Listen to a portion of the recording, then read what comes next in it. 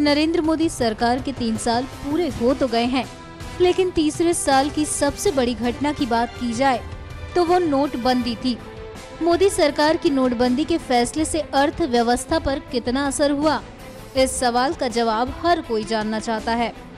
अरुण जेटली जब 3 साल पूरे होने पर मीडिया के सामने आए तो ये सवाल भी सामने आया, जिसे लेकर जेटली ने साफ कर दिया कि नोटबंदी की वजह से विकास की रफ्तार धीमी नहीं हुई है। There are several factors which can contribute to a GDP in a particular quarter.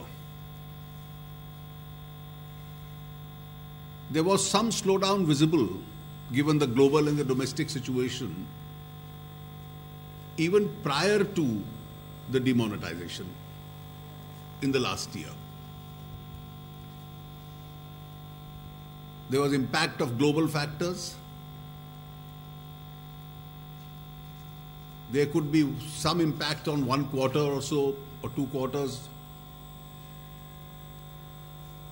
of one particular factor which you mentioned. There is also the impact of, if you look at the various sectors,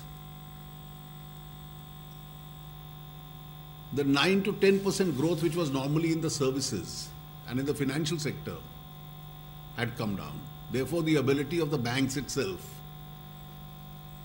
was a question. So these are cumulative factors which can play. But I do believe that in the current global situation, a 7 to 8% growth, which is at the moment the Indian normal,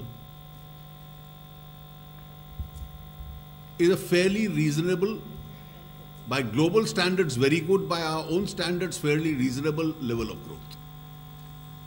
And I'm sure as the impact of all these policies holds out, this certainly will be beneficial. I see no reason why there would be any adverse impact of the GST.